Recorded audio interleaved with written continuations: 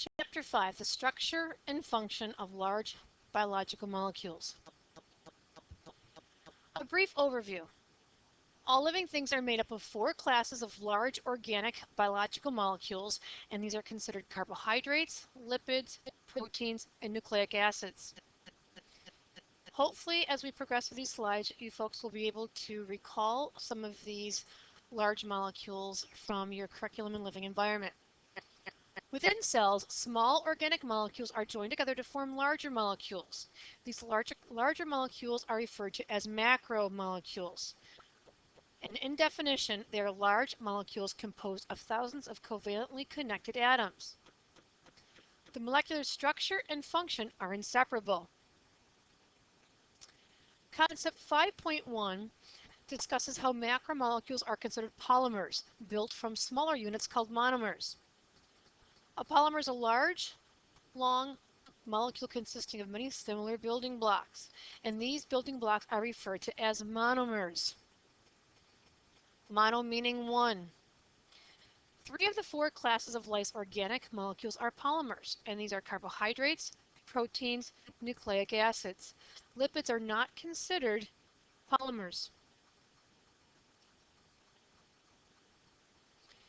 Now, these particular polymers can be put together and made, or they can be broken apart. And the term that we refer to for putting them together is a dehydration reaction or dehydration synthesis. And I'm going to write synthesis above.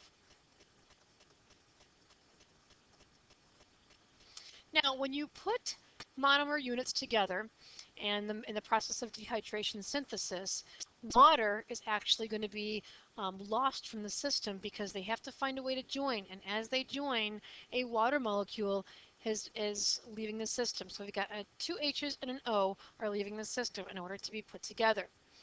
Enzymes are critical units. Enzymes are macromolecules that speed up the dehydration process. Just like enzymes are important in all reactions, they are important in speeding up the reaction of a dehydration process. Polymers are disassembled to monomers by hydrolysis. So now the reverse reaction is called hydrolysis. So hydro meaning water, lysis meaning to split. So now when you're adding water to the system, you are splitting that molecule. So dehydration synthesis is putting things together, and hydrolysis is the reverse reaction of taking them apart.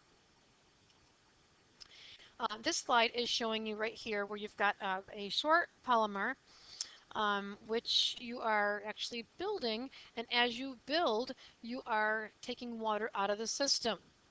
So we've got the short polymer with 1, 2, 3 units. You're adding the 4th through a synthesis process. Water's coming out of the system, and now you've got a longer, larger molecule consisting of the 4 components put together. That's dehydration synthesis. Now hydrolysis is the reverse. So now you've got your 4, you've got your 1, 2, 3, 4 monomer unit being broken down into a 3 plus 1, and you need water to drive that process. So now you see water going back into the system in the process of hydrolysis. Now, polymers are very diverse. Each cell has thousands of different kinds of macromolecules. The macromolecules vary among cells of an organism, vary more within a species, and even more between species. There's an incredible variety of polymers that can be built from just a small unit of a monomer. We're going to start talking about the first category, which is carbohydrates. Carbohydrates include sugars and the polymers of sugars. The simplest carbohydrate, simple is considered monosaccharide. Monosaccharide meaning 1 unit, or a simple or single sugar. Carbohydrate macromolecules are polysaccharides, which are polymers composed of many sugars. So poly meaning many, monomer meaning 1.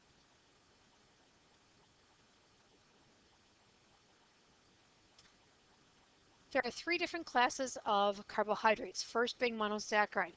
They have a molecular formula of CH2O, and you know that's a simple sugar, and you know it's a carbohydrate when you have a hydrogen to oxygen ratio, so H to O ratio of 2 to 1.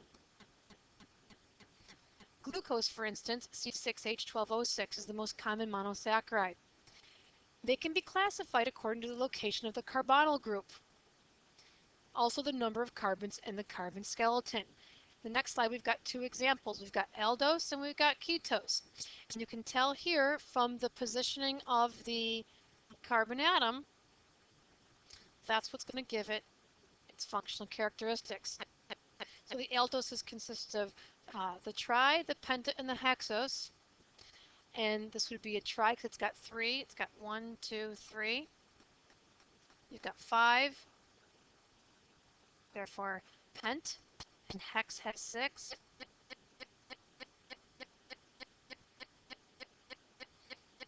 And the arrangement of that carbon with the double bonded to the oxygen, the arrangement of that one, that unit will determine if it is an aldose or a ketose. Though often drawn as linear skeletons, in aqueous solutions many sugars form rings. We talked about that when we discussed chapter 4. A monosaccharide serves as a major fuel for cells and as raw materials for building molecules. So in this slide we were showing linear and ring forms. Got some variability here, and we talked about in chapter 4 how there's an abbreviated version that chemists tend to lean toward when representing the molecular structure. A disaccharide is formed when a dehydration reaction joins two monomers, or monosaccharides, mono meaning one. So one monomer plus one monomer equals 2, and 2 is considered di. This covalent bond is called a glycosidic linkage. In this slide, you're showing two monomers, which is a glucose plus glucose, so two monosaccharides, joined together. Now recall it, you've got to find a way for these to join, and in order for them to join, you've got a water molecule dropping out. You've got 2 hydrogen and 1 oxygen, and the only way that can happen is if that water drops out, forming a bond. Glucose plus glucose equals maltose. Maltose is a disaccharide. So just as they can be put together, they can also be taken apart. And in the second example here, we've got glucose plus fructose is giving us sucrose through dehydration synthesis. So we talked about mono, we talked about di. Next up, polysaccharides. Polysaccharides are the polymers of sugars. They have storage and structural roles. The structure and function of a polysaccharide are determined by its sugar monomers and the positions of the glycosidic linkages. In regards to the storage function, starch is a storage polysaccharide of plants. It consists entirely of glucose monomers put together in a long chain. Plants can store surplus starch as granules within the chloroplast and other plastids. Here's a picture showing starch versus glycogen. One is plant-based polysaccharide, the other being an animal polysaccharide. And you can see here, we've got the long chains of monomers joined together. Glycogen is a storage polysaccharide in animals. Humans and other vertebrae store glycogen mainly in the liver and muscle cells. So next, we're going to talk about structural polysaccharides. The polysaccharide cellulose is a major component of the tough wall of plants. Like starch, cellulose is a polymer of glucose, but the glycosidic linkages differ. They differ according to the arrangements of the links, and when they're in certain positions, they're referred to as alpha. When they're in other positions, they are considered beta. So in the first example, where we've got letter B here, starch versus cellulose, we've got the OH functional group located on a bottom right carbon. But in cellulose, you've got them alternating.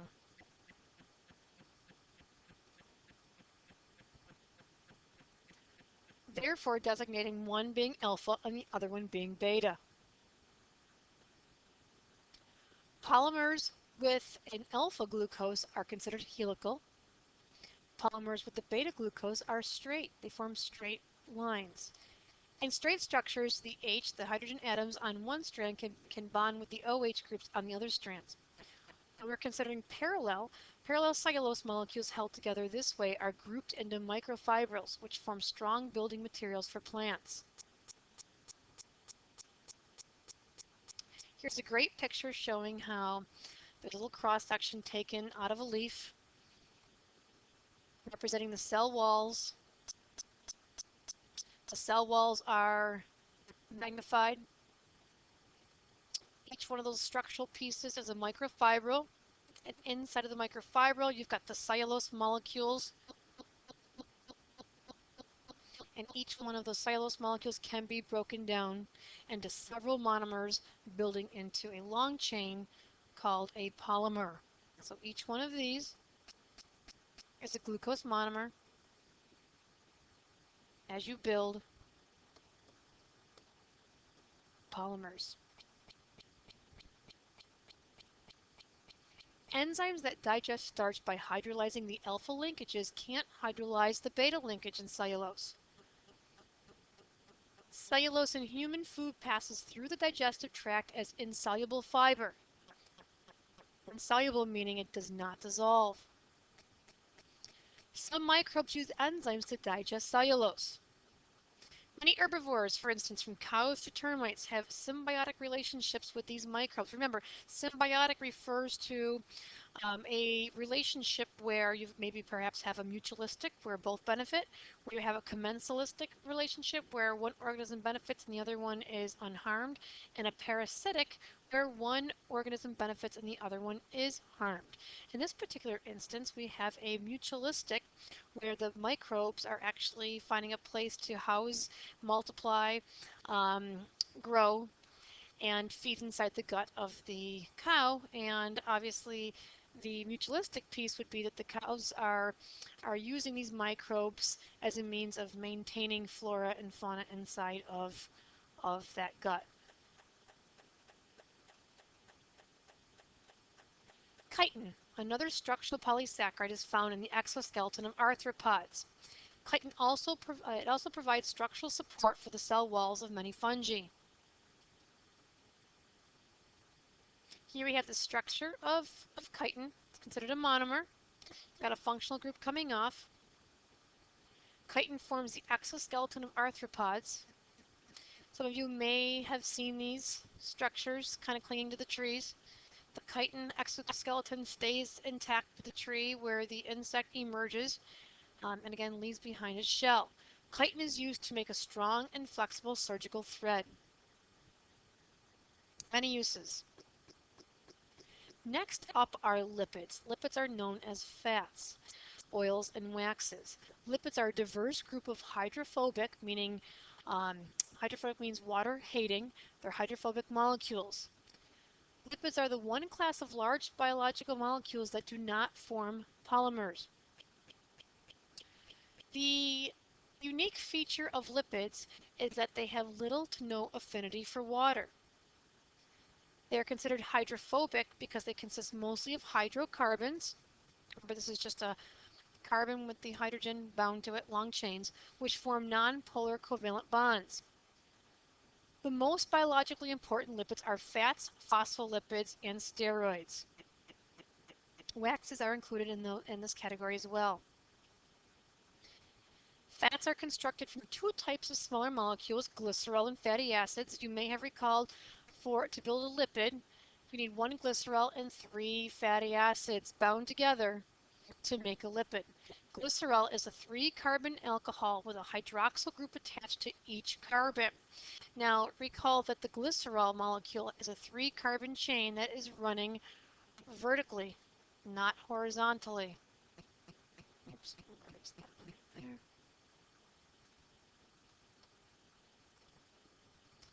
A fatty acid consists of a carboxyl group. Remember, carboxyl group is COOH. We've got the C double bonded to the O, OH. It's a carboxyl group attached to a long carbon skeleton. And there we have a lipid. You've got your glycerol and 3 fatty acids combined And this right here is considered a triglyceride or a triglycerol. You've got your glycerol backbone, and you've got fatty acid 1, 2, 3, triglycerol. Fats separate from water because water molecules form hydrogen bonds with each other and exclude the fats.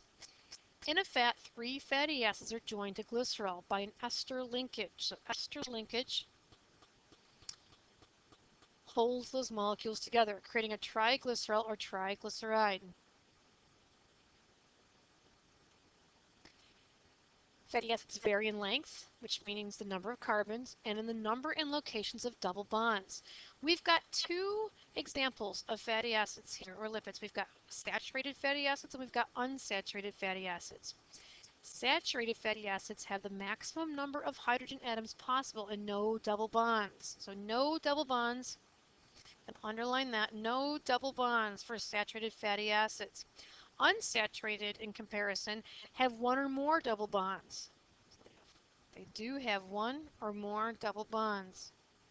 It's a good way to compare. This is a great drawing here that's showing the structural formula for both a saturated and an unsaturated fatty acid. So the first one being you've got your hydrocarbon chain. Here's your hydrocarbon chain. Remember, it's just the carbons with the hydrogen coming off of it. And you do not see any double bonds in this area right here. However, in the unsaturated fat, you do see the double bond. And when you're seeing the double bond, that double bonding causes a bending in the hydrocarbon chain. And that bending, as you can see, it looks like that. That bending makes a unsaturated fat unique from the saturated. In this particular example, we're considering this a cis double bond. So the cis double bond causes bending to occur. Here's just another picture. Blown up. Fats made from saturated fatty acids are called saturated fats and are solid at room temperature. So saturated are solid at room temperature. Most animal fats are saturated. Fats made from unsaturated fatty acids are liquid at room temperature. Something to keep in mind. Plant fats and fish are usually unsaturated. Now, many folks think that it's a good idea to avoid all fats from your daily nutritional diet. However, we do need, in moderation, both kinds of fats, but again, in moderation. Obviously, the unsaturated being healthier for us compared to the saturated. A diet rich in saturated fats may contribute to cardiovascular disease, so you definitely want to watch your intake of your saturated fats. And what is cardiovascular disease? It is the buildup of plaque deposits throughout the vascular system, ending in heart attacks. Hydrogenation is the process of converting unsaturated fats to saturated fats by adding hydrogen. A lot of terminology in the biological sciences. If you sound it out, hydro meaning hydrogen, and perhaps this suffix is talking about adding. Hydrogenating vegetable oils also creates unsaturated fats with a trans double bond. These trans fats, and that's where the trans comes from. I'm sure you've all heard of trans fats. These trans fats may contribute more than saturated fats to cardiovascular disease. So sometimes we have to make sure that we know, the claim to fame is that trans fats are good for us, they're decent for us, but again in moderation, because as this bullet suggests, they may contribute more than saturated fats to cardiovascular disease. Something to watch for. The major function of fats is energy storage, which is a good reason why we should not avoid getting them into our diet. So energy storage, humans and other mammals store their fat in adipose cells. In chapter 4, we saw adipose cells, and we discussed how adipose cells have a long chain of hydrocarbons. Adipose tissue also cushions vital organs and insulates the body. So, we can't avoid fats in our diet because we get energy, we get our body cushioned, and we also get some insulation. Now, phospholipids. In a phospholipid, there's two fatty acids and a phosphate group are attached to glycerol. The two fatty acid tails are hydrophobic. Again, hydro, water, phobic, hating. Water, hating. But the phosphate group and its attachments form a hydrophilic head. So here we have our structural formula. Fatty acids. Got the structural formula, we've got space filling model, and here we've got our phospholipid symbol. I'm hoping that you folks can recall that that's a symbol there that is used when we talked very heavily about the cell membrane and living environment. When phospholipids are added to water, they self-assemble into a bilayer, a lipid bilayer, with the hydrophobic tails pointing toward the interior. The structure of phospholipids results in a bilayer arrangement found in cell membranes. Phospholipids are the major component of all cell membranes. Hoping that you recall this particular diagram.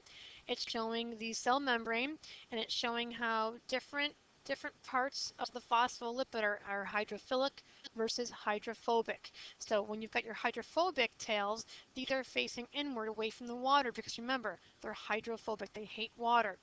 Where the hydrophilic ends here are actually exposed to the water.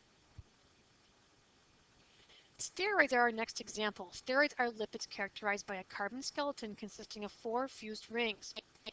Cholesterol, an important steroid, is a component in animal cell membranes. Although cholesterol is essential in animals, high levels in the blood may contribute to cardiovascular disease. So again, in moderation, can cause plaquing in the vascular tissue, ending in heart disease. Cholesterol. Concept 5.4, proteins. Proteins have many structures resulting in a wide range of functions. So far we've covered the carbohydrates, we've covered the lipids, next up, proteins. Proteins account for more than 50% of the dry mass of most cells. Proteins' functions include structural support, storage, transport, cellular communication, movement, defense against foreign substances, and the list is actually pretty lengthy. The list can go on. Proteins are essential. This table right here is an overview of protein functions. It's got some types of proteins, its function, and some specific examples as they pertain to the human body. This may be a slide that you may want to stop and take a look at some point because it is very important. There are some animations that are attached to the original PowerPoint put out by Campbell. If anybody is interested in watching these animations, please see me and we can show you how to access that. Enzymes. Enzymes are a type of protein that acts as a catalyst. They speed up chemical reactions. Enzymes are very critical. Enzymes drive the majority of the reactions occurring in the human body, and any reaction for all that matters. They can perform their functions repeatedly, functioning as workhorses that carry out the process of life. So here's a great representation of glucose as being the sugar. Actually, the enzyme. We're going to start with sucrase. And by the way, anything ending in ose for the most part, anything ending in ose, we may have mentioned that, generally speaking, are sugars. Generally speaking, anything that ends in ase are considered enzymes. So here you have an enzyme sucrase. Sucrase is meeting up with a substrate, sucrose. Now remember, enzymes are specific. They will only bind specifically with the right substrate. And how they bind, they are fitting nice into their active site right there, which is called the lock and key model here. So the lock and key is a perfect fit. Lock and key model. And this forms an enzyme substrate complex. This process right here is also considered a synthesis process. So just as something can be put together with water coming out of the system. You can also put water into the system right here and put something back together. So this right here, synthesis being put together, now our substrate can be taken apart. And by the way, here's monomer 1, monomer 2 can be broken apart. So that sucrose can be broken apart to form fructose and glucose. And this would be a hydrolysis process.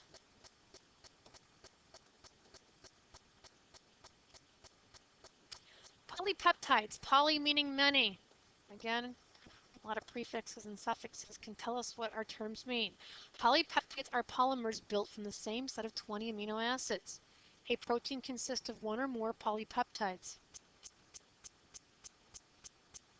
Amino acids as monomers.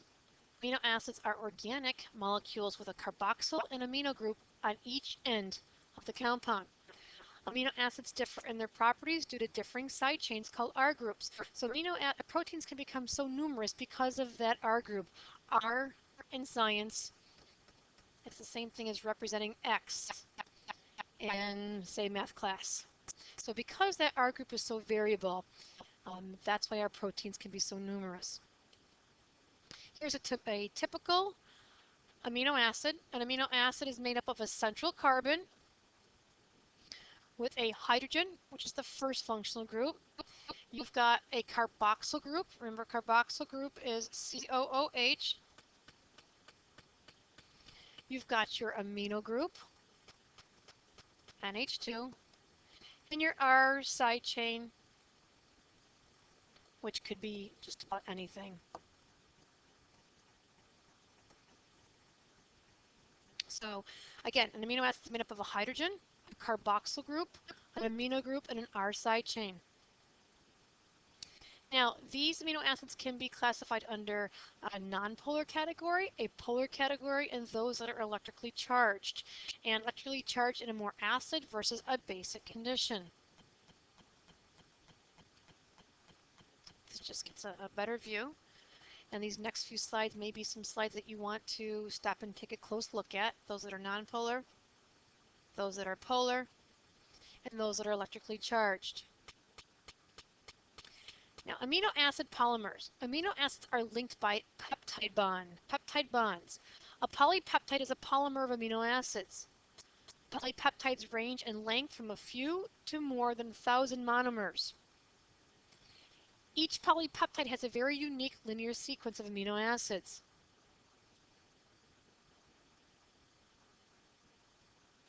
So here we have some examples. Here is one amino acid.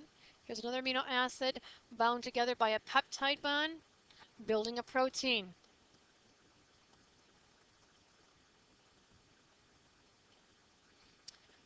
Protein structure and function. A functional protein consists of one or more polypeptides twisted, folded, and coiled into a very unique shape. So they can take on different sorts of shapes, twisted, folded, and coiled.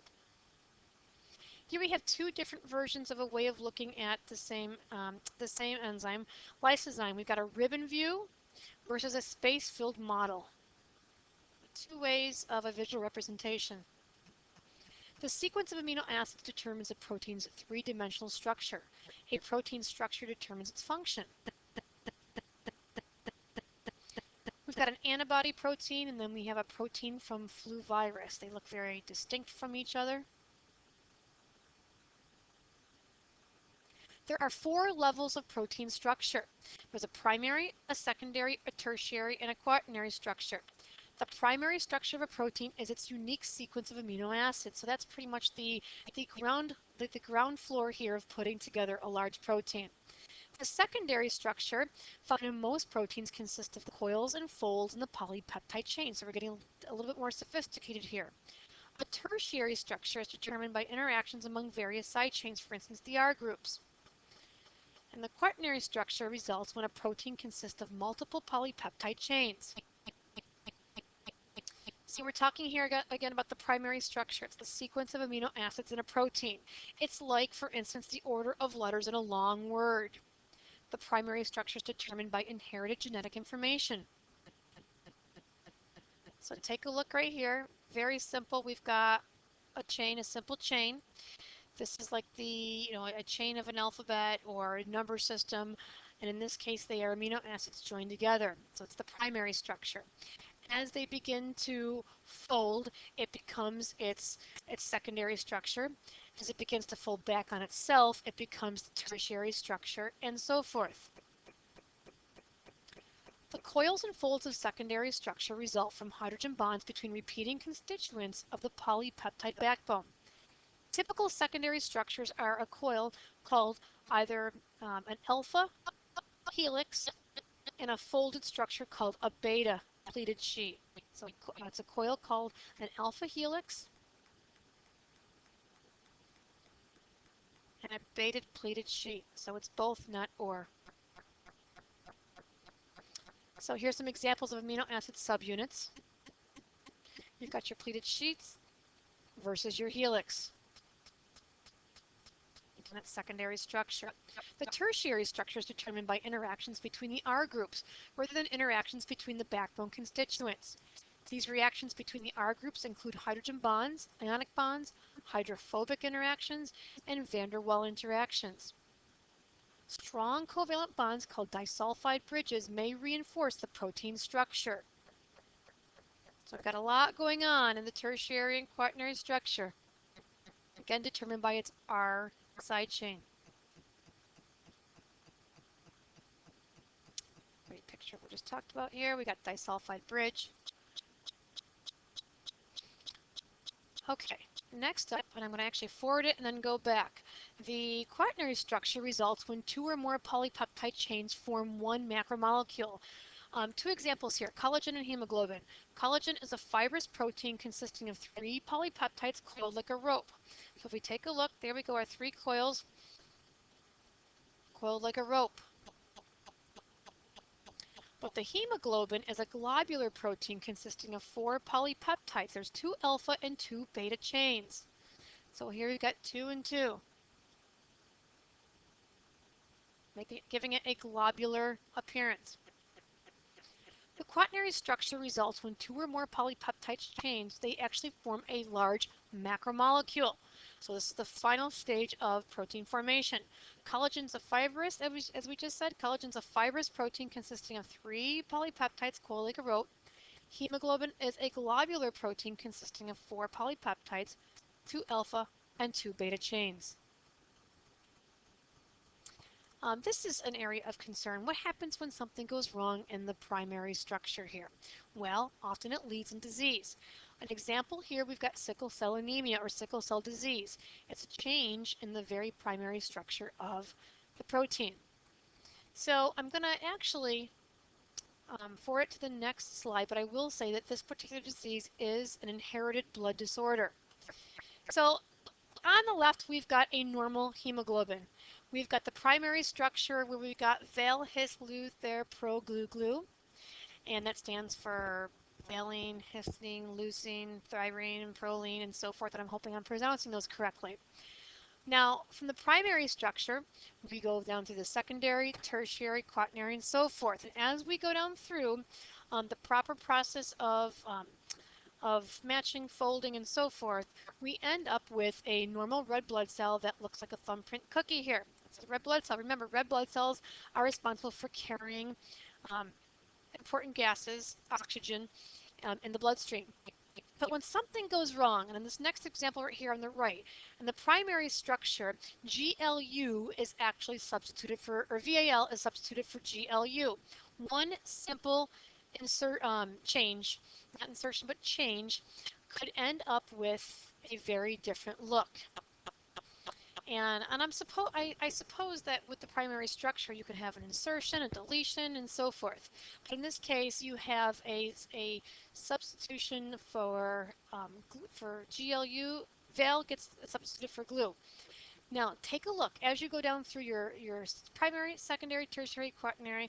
Take a look. End result is a red blood cell that actually looks very sickled. Therefore, the name sickle cell anemia. And the reason why it's given the name sickle, obviously the shape, and that cell doesn't allow the proper amount of oxygen to be carried. So therefore, you could end up with types of anemia. So sickle cell anemia. There's a larger view here.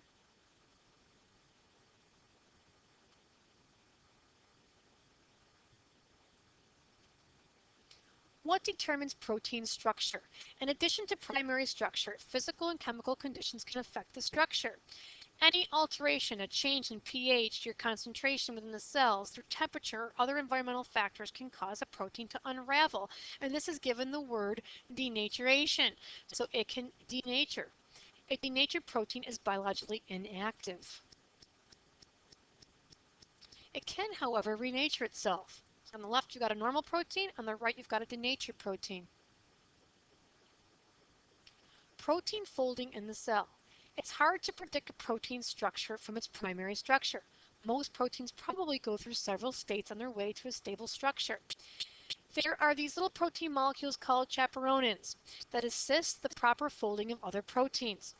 It's pretty miraculous how this works. You have the chaperone is a hollow-like cylinder with a cap attached to the top. There are three major steps in how this occurs. The polypeptide comes in, as you're seeing right here by the arrow. The polypeptide comes in. And then the cap closes. It's got a way of closing. So cap closes.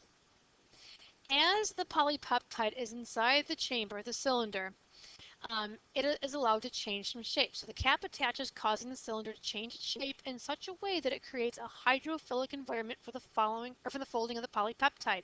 The cap comes off at that point, and the properly folded protein is then released.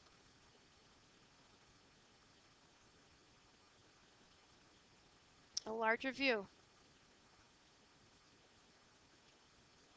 Scientists use a process called X-ray crystallography to determine a protein structure. Another method is nuclear magnetic resonance spectroscopy. That's a tongue twister, or NMR, which does not actually require the protein crystallization. There's another process called bioinformatics. It uses computer programs to predict protein structure from amino acid sequences. We're actually going to be talking quite a bit about bioinformatics later on when we talk about genetics. Okay, take a look at the picture here. It's an experiment that's become quite well known. In 2006, a scientist by the name of Roger Kornberg with a few other scientist colleagues were awarded the Nobel Prize in chemistry for using this X-ray crystallography to determine that there was a 3D shape of a particular enzyme called RNA polymerase II. And this particular enzyme was of interest because it binds to the DNA double helix, and it actually makes RNA. After crystallizing a complex of three components, Kornberg and colleagues aimed an X-ray beam through a crystal. The atoms of the crystal diffracted, or it bent. As you can see in the picture, it's bent. It bent the X-rays into an orderly array that a digital detector recorded as a pattern of the spots called an X-ray diffraction pattern. So here is the crystal. The diffracted X-rays were coming through this digital detector, and it was spreading out, forming an X-ray diffraction pattern. As a result, using the data from this X-ray diffraction pattern, Kornberg and colleagues built a 3D model of the complex with the help of a computer software program. So a computer software program being the bioinformatics. In conclusion, by analyzing their model, the researchers developed a hypothesis about the function of different regions of this particular enzyme called RNA polymerase II. So this has led scientists on a new path to predict a great deal about proteins, enzymes, and so forth. Nucleic acid is the final organic compound that we're going to be discussing. Nucleic acids store and transmit hereditary information. The amino acid sequence of a polypeptide is programmed by a unit of inheritance as we know it as a gene.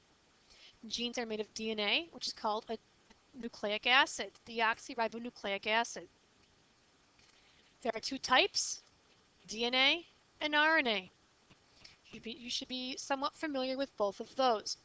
DNA provides directions for its own replication. DNA directs synthesis, the making of messenger RNA, and through messenger RNA, it controls the protein synthesis. We're going to be spending a great deal of time on this right here, talking about protein synthesis in later chapters. And again, it occurs in the ribosomes.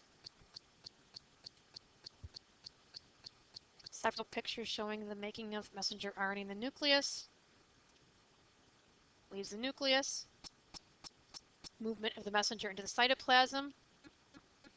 Wants to go to the ribosomes, where making of proteins occurs. The structure of nucleic acids. They are polymers called polynucleotides. Again, poly meaning many. Each polynucleotide is made up of monomers, again, mono meaning one unit, called nucleotides. Each nucleotide consists of a nitrogenous base, a pentose sugar, and a phosphate group. So a base, a sugar, and a phosphate, recall, make up a nucleotide. And this nucleotide is the monomer that builds the backbone. The portion of a nucleotide without the phosphate group is considered a nucleoside. Just a picture showing that. Nitrogenous bases, recall, we've got cytosine, thymine, uracil if we're talking about RNA. We've got adenine and guanine. Now, each of these are broken up into pyrimidines and purines. Pyrimidines are those bases that have one ring, and the purine has two. So pyrimidine has one, purine has two. Got a bigger view. Each one of these units right here is considered a nucleotide. You've got your sugar, you've got your phosphate, and you've got your base.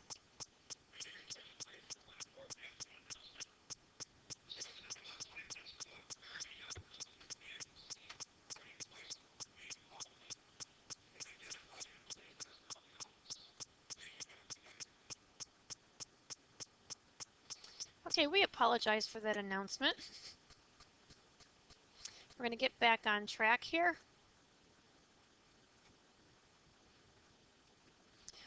Okay, next up, we got a better view of our nitrogenous bases, the pyrimidines and the purines, one ring versus two rings.